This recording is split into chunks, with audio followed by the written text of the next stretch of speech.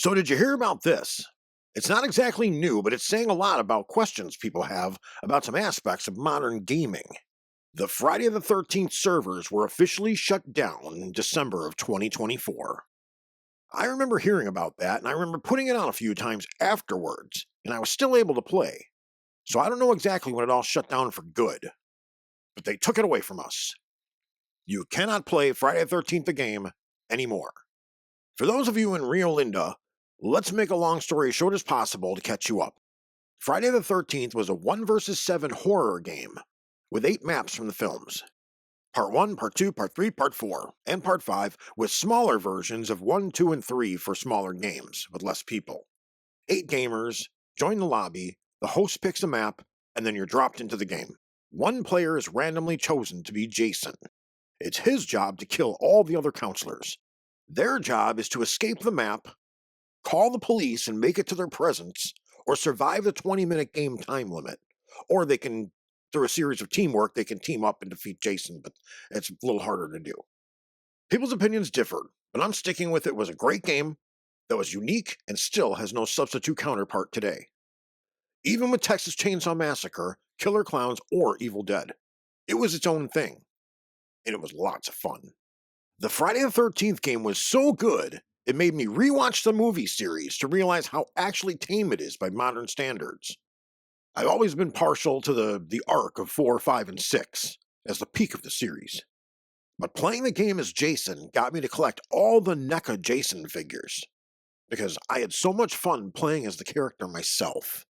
So anyway, you run around as Jason with 4 powers that are time unlocked as the game goes on.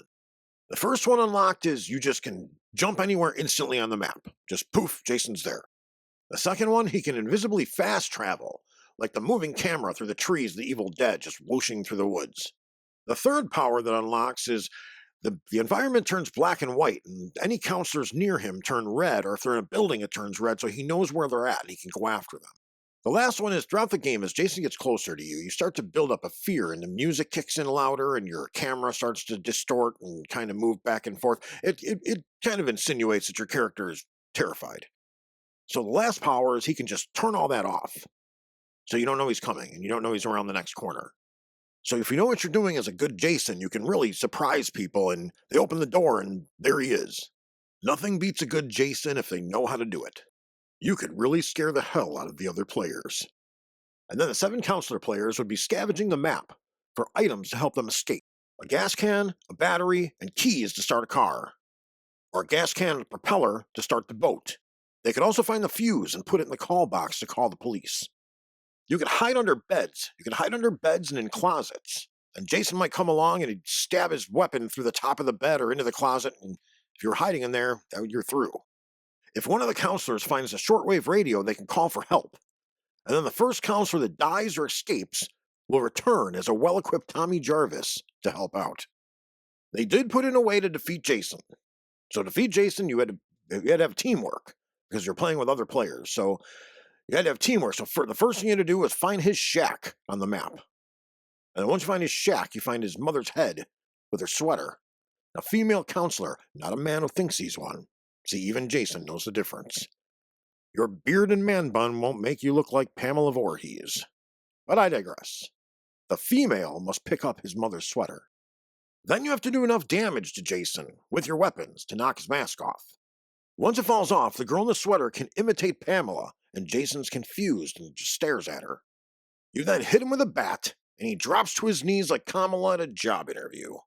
Then the Tommy character can smack him with an axe, and voila! You've defeated the killer of Crystal Lake. At the end of each game, you earned XP, and you'd spend it on upgrades to make your counselor more skilled at strength, stealth, repairs, what have you. And unlock new Jasons from the other films, and new Jason grab kills. See, folks, this was the really, really fun part of playing Jason. Jason could just swing his weapon at you to do damage, but the real fun was when you grabbed a counselor. Once you get a hold of one of the counselors, you had a choice of using one of your 4 chosen kills that were like Mortal Kombat fatalities. Jason would crush a head or cleave a crotch or decapitation, what have you. Or you could use an environmental kill if you grab them near one, smash their head in a door, toss them through a window, and so much more. It's basically a big cat and mouse chase game with a very cool Friday the 13th coat of paint on it. I really wish they'd just go back and put out the original idea, which was supposed to be a generic slasher game, where it was still 1 versus 7, but the killer was created by the host, and the maps were different random environments. Still such a great premise, and still so much money just sitting on the table. Scrap the licenses and let people make their own horror icons. So the game was supposed to be an indie slasher game, but then they got the rights to Friday the 13th and reworked it for the license. They kept adding to it, and they added items for counselors as you leveled up. They added new clothes and new Jason kills and new Jasons. You always had something to spend your XP on. They were about to add Jason X and the spaceship map from Jason X when the lawsuit dropped and everything screeched to a halt.